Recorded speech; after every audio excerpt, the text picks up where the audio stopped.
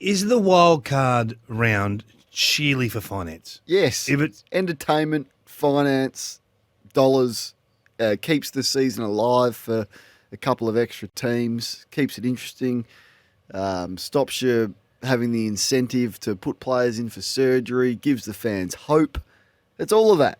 how many teams at position 10 on the ladder have put players in for surgery? Well, I can't recall one. Well, they would think about it. Like if you're umming and ahhing, and there's 3 weeks to go, and you know you're not gonna play finals, you would think about it. So you're a hard no. I just don't understand what the spectacle's going to be. If you start the final series with a really poor spectacle, really poor weekend where 7 smashes 10 and 8 smashes 9, or even if you get too close, 5 and 6 are sitting back watching them punch on. The second week of the finals will be so one-sided. If you go off history, right? So the last 5 years of the 7th and 8th finishing team, so there's obviously been 10 of them, only 3 of them have made it past week 1 of the finals. Only 3 of 10. All 10 have failed by week 2. So really, it's a top 6 competition anyway. So why bother adding an extra 2 teams on that'll only enhance that number? If it was this year, though, Kingy, it's the Dogs taking on Carlton in the first game, and then it's Essendon up against the Giants. You couldn't confidently suggest that 7 would smack 10 in that fixture. Well, let's just wait and see how the actual fixture shakes out, because I agree with the feedback that the fixture's compromised and you can get, the draw can favour. And particularly this year with West Coast. Well, Essendon have got playing West Coast twice and North twice. So I guess that leaves it open for them to come up against a team that may be better but hadn't had the benefit of an easy draw to finish in 8th spot, and that could be the Giants. So they play against the Giants and we truly find out who's better. This year it works. I'm not sure about in other years.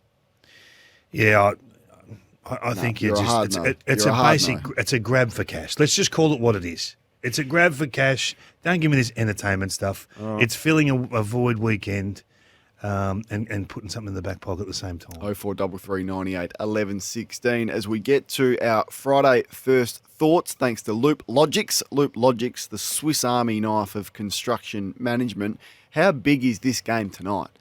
When we look in terms of the context of the season, the pressure that could be and should be applied to Luke Beveridge, he's got a broken hand. He's made a number of selection moves again, which you scratch your head. My first thoughts, and it's not a high profile player, but Bailey Williams, is he the unluckiest player to miss this year? He's been dropped. Yeah, I thought he was really poor last week. I thought he was really poor. If you watch him closely, I thought he had a stinker last week. So he's paid a fair price for one poor game. Well, has he been in good? Has he been in good form? I think he's really important to what they do. I think he's had a very solid year.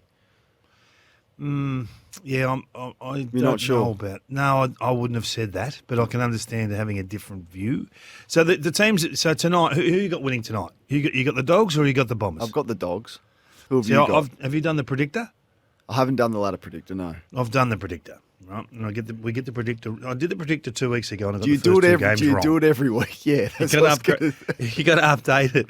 It holds your selections, so you don't have to do it once, and it just stays in your little memory there. So I've actually got Essendon finishing equal points with St Kilda and GWS. So percentage will decide whether they make it or not. So if they win tonight, for me, they're in.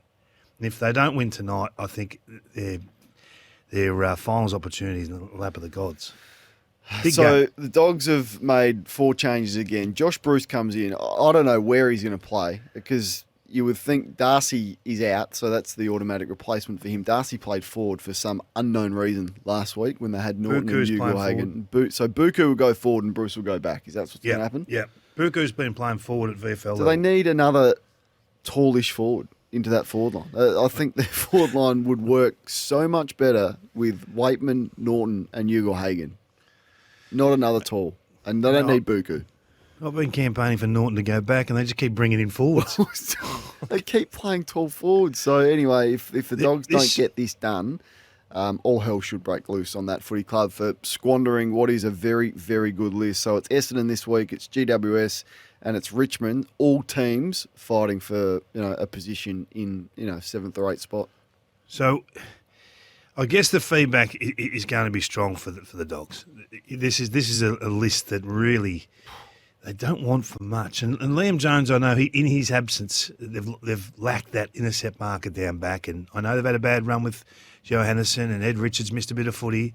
But the midfield's been pretty much intact, hasn't it? Yep. And that's their weapon. That's their strength area.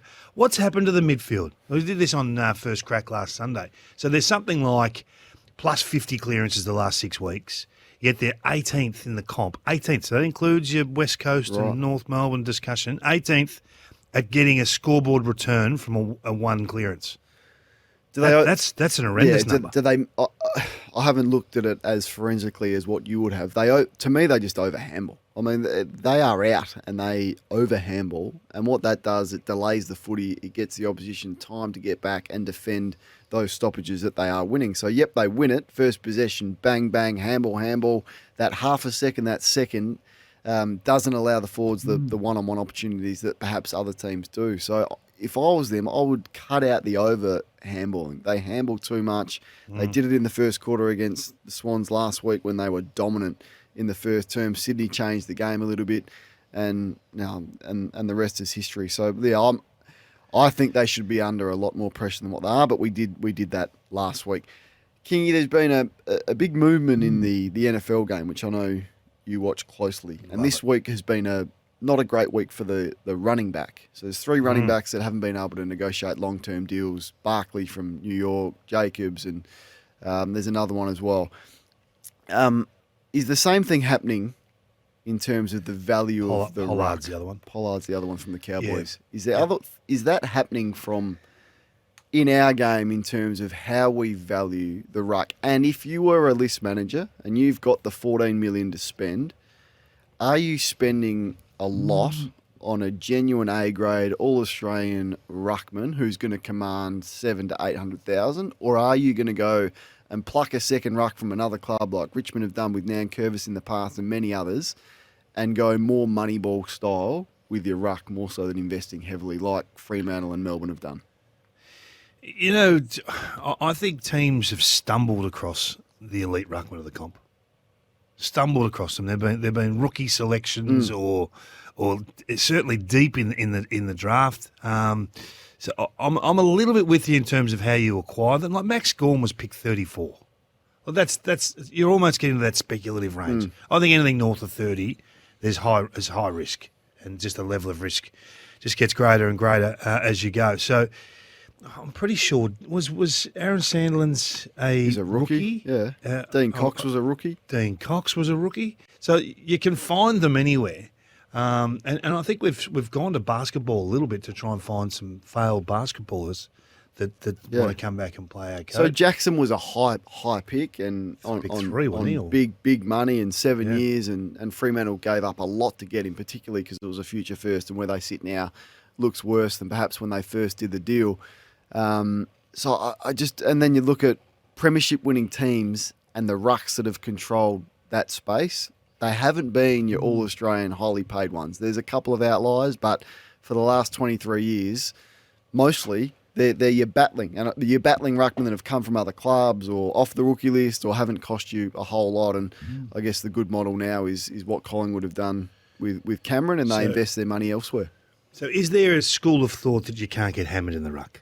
Yeah, you've got to compete 100%. So you have to have a ruck, a competitive level. Ruck. Yeah. There has to be someone in there that can compete and break even. But in terms of winning hitouts or dominating around the ground, I don't know if that equates to success. And your point on the Bulldogs... But you'll put Tim English in the All-Australian team. So your point on that's a good point. English, he's dominant, and they've dominated clearance, but that hasn't equated to scores from clearance or wins.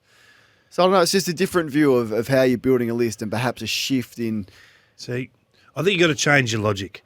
I think clearance gives you territory, not necessarily scores, and then your lock-in gives you the tension builder that creates scores, intercepts and turnovers. So I know that scores from clearance, it can be misleading. So I think hit-outs, I think we've had this discussion time and time again with Jared. I think coaches have lost creativity with dominant ruckman.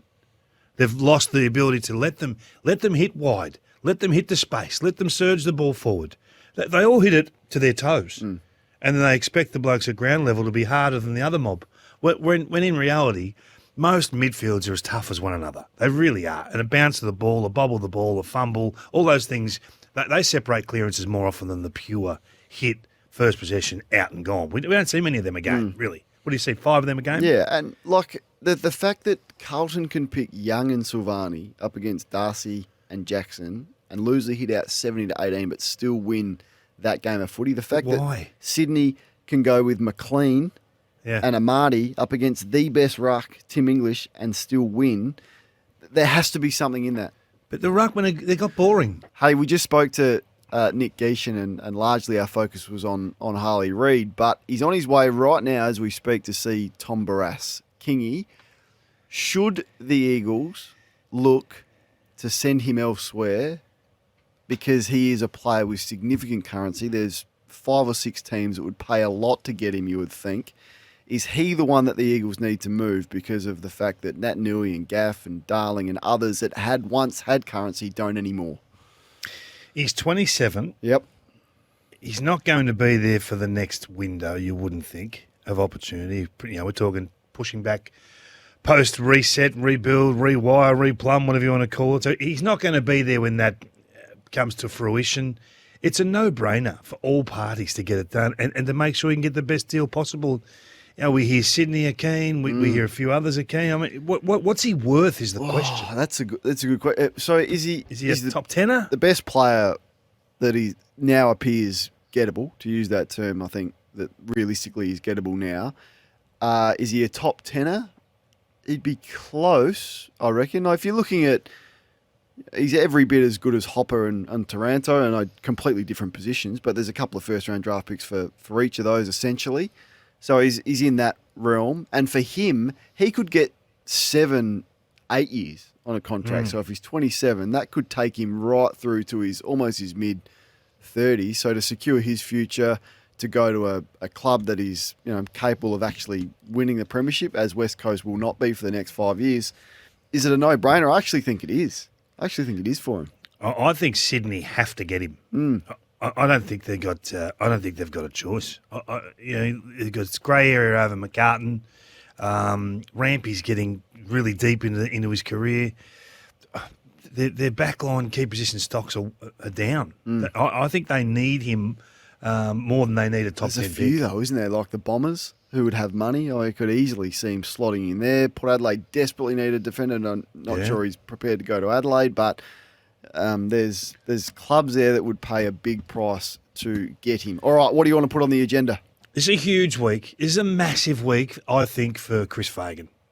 I think to show that the football world and his own team that he has the tools in the coach's box, the know-how, the smarts to build a game plan to beat who I think's the best coach in the comp, Chris Scott. Chris Scott's had the wood over the Brisbane Lions. They've won 5 of the last 6. And they've won it pretty much the same way, with orchestrating that loose man constantly, being able to free up Stewart, being able to free up Kolajasny or Henry or one of those guys to intercept, mark the ball, and just render the Brisbane ball movement useless.